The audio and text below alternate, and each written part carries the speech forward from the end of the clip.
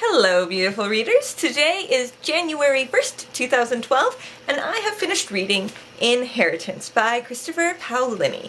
This is a continuation of my covering of the whole Inheritance cycle, so if you've not read Eragon, Eldest, or Brisingr, please go back and either read the books or watch my other videos, because otherwise you're gonna be spoiled. So, at the beginning of this one, we have Eragon all suited up and ready to go. He's got his sword, he's got everything he needs to go and face Galbatorix and do whatever he needs to do. So, he and the rest of the Varden are continuing their traipse across the land to go eventually get to Urbane, I can't pronounce the name of the city, and take down Galbatorix, or at least that's what they're hoping to do. And along the way, of course, we have lovely little surprises. But I really love the way Christopher manages to do lots of little bookend things here and there. For instance, the major one, Alva, at the beginning of this series, was horribly cursed through an attempt at a blessing by Eragon. So, when she was cursed, he wanted to make it right.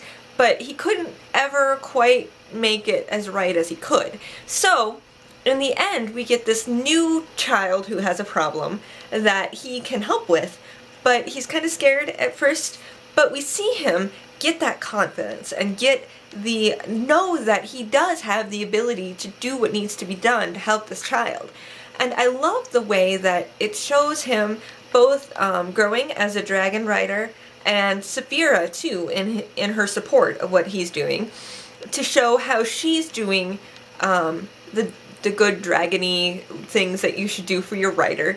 And I just really liked the way I thought it was all just really well done. All of that bookend kind of thing. And then you also get pieces like way back in the beginning, Angela and Solobeam, the werecat, had both given Eragon information and like predictions, and we get to see now how they play out. So I thought the pacing was just really great throughout the whole series. I thought he must have had it plotted out very well to be able to be like, okay, and this is going to happen in this book, and this is happening now, and I just really loved the way all of that paced out.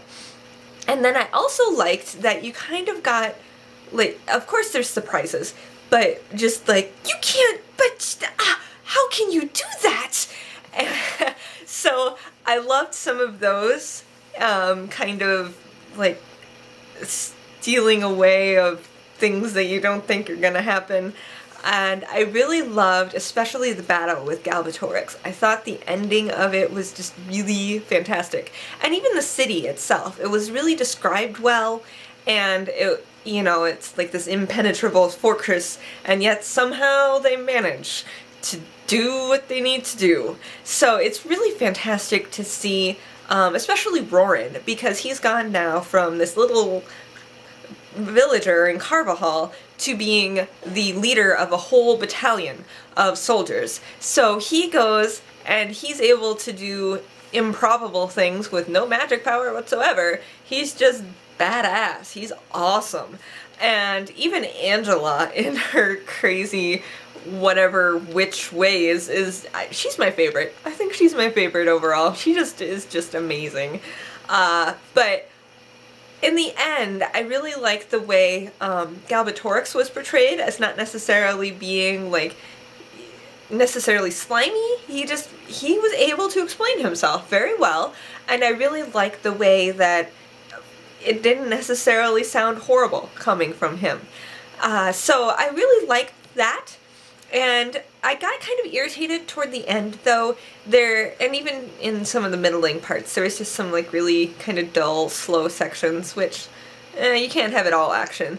But at the very end, I thought there was some really, like, oh, isn't that nice? Everybody got their pie and ate it too, and it just got kind of irritating. But I did really, really enjoy this book overall. If you get to the end of the fight with Galbatorix and you decide that that's enough for you, you probably could stop right about there, because it gets kind of tedious beyond that. But obviously if you've read Brisingr, you probably will be reading this one, because it's fantastic, and you want to know how Galbatorix is and how things go.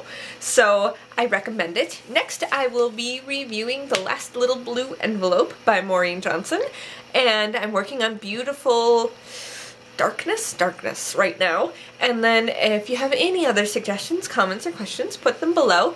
And I hope you all have a fantastic day, and Happy New Year!